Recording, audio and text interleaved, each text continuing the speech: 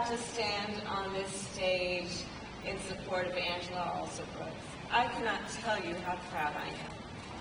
And I want to thank her for her leadership and friendship. I have, as Angela said, we've known each other for quite some time. Maybe before some people were born. And I will tell you something about her, which I think Marilyn knows. She is a leader with deep conviction and compassion. She is a leader who always stands up for her principles and for the people of Maryland. And she is a fighter for our most fundamental freedoms, including the freedom of a woman to make decisions about her own body and not have her government tell her what she's supposed to do. And when we win majorities in the United States Congress in November, Angela's vote will help President Biden and me restore Roe v. Wade and reproductive freedom for millions of Americans.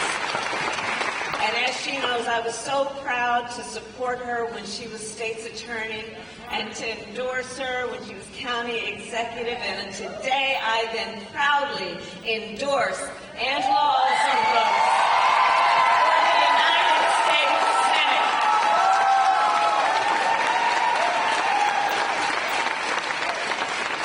And I want to thank all of the other extraordinary leaders who are here today, including, of course, Senator Chris Van Hollen. We were classmates together when I entered the United States Senate. Congressman Glenn Ivey, he and I knew each other back in the day as prosecutors, and, of course, the great Governor Wes Moore.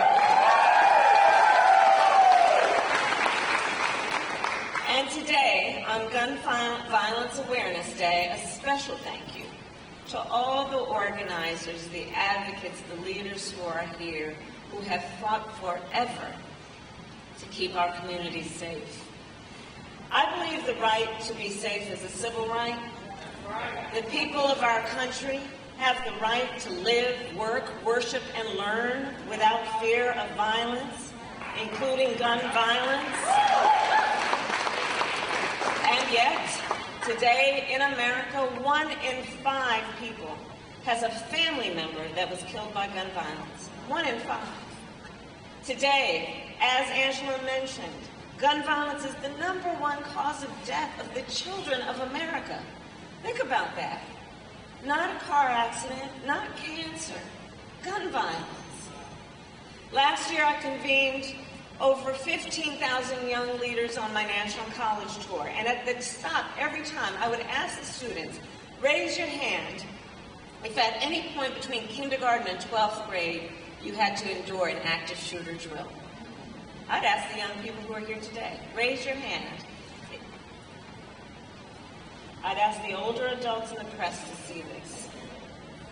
It's bone-chilling to think about what our young people have been going through in terms of the fear that they face sitting in a classroom. And you know, in fact, I spoke to a younger student years ago, and we were on this subject, and the student said to me, yeah, you know, that's why I don't like going to 5th period. And I said, why, sweetheart? And they said, well, because in that classroom there's no closet to hide in. Over the years, I've met with far too many parents who say a silent and sometimes out loud prayer every time they drop their child off at school or walk them to the school bus stop. And I've held the hands of far too many mothers and fathers to try and comfort them after their child was killed by gun violence, be it a mass shooting or what we call everyday gun violence. So let us all agree, it does not have to be this way. It does not have to be this way. And it is a false choice to suggest that you're either in favor of the Second Amendment or you want to take everyone's guns away. I'm in favor of the Second Amendment, and we need an assault weapons ban. I support the Second Amendment, and we need universal background checks. I support the Second Amendment, and we need red flag laws.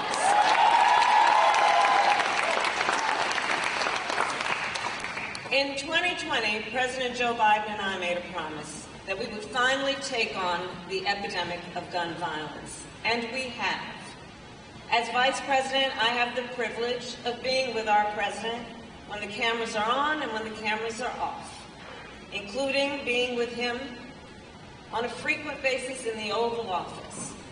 Well, I'll tell you about the day that we met with Democrats and Republicans to talk about gun safety. And I'll tell you about how Joe Biden sat in his chair in the Oval Office and looked with that bipartisan group of congressional leaders to appeal to their common humanity. And he simply refused to take no for an answer. And it is as a result that I am proud to report we passed the first major gun safety law in over 30 years. We have then finally strengthened background checks. Because here's what was happening. So before we took office, gun stores were required by law to conduct background checks. But gun dealers who sold weapons outside of the traditional gun store, like at a gun show or a flea market or even online, did not conduct background checks. We used to call this the gun show loophole.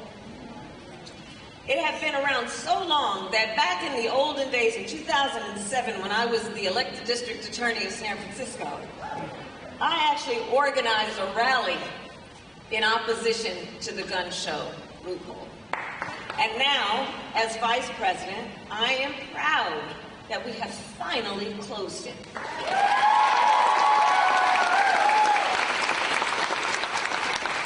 We also have finally taken on the problem of domestic abusers having access to guns. Since taking office, our administration put a stop to the nearly 30,000 gun sales to convicted domestic abusers. And as I have worked my entire career to protect women and children from domestic violence, Angela Alsobrooks has long been a leader on this issue as well. She was the first assistant state's attorney in Prince George's County to specialize in domestic violence cases. So to be here to support her today is to know she will be an experienced leader on this issue when she is in the United States Senate. And that matters. I also lead the first ever, as you have heard, White House Office on Gun Violence Prevention, and through that office, we have made an historic investment to address the trauma of gun violence. In particular, the trauma associated with everyday gun violence, the often undiagnosed and untreated trauma. We have now invested $1 billion to hire mental health counselors in public schools across our country.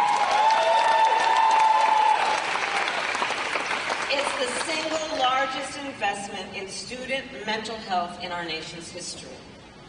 So, Marilyn, the fight that we are in to end the horror of gun violence presents one point that is clear about this November, that the choice in November is clear. Whereas President Biden and I stood up to the NRA and the gun lobby, Donald Trump bowed down. After the horrors of El Paso and Dayton, the former president said he would take action. And then he folded. He failed to stand up to the gun lobby. He opposed reasonable gun safety reforms, and he cut funding to gun violence prevention. You know, Donald Trump often likes to say violent crime is up under our administration, while in fact, violent crime is now near a 50-year low.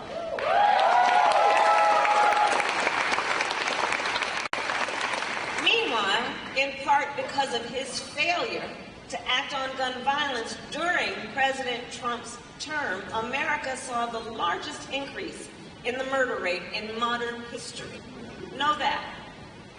And a second Trump term would be even worse. If he were to win in November, you can bet that he will repeal our bipartisan gun safety law, reopen gun show loopholes, and veto any new gun safety laws. Recall, on gun violence, Donald Trump offered a clear message for the people of America. And I quote, remember when he said this, I am quoting now. He said, "Get over it." He said, "Get over it."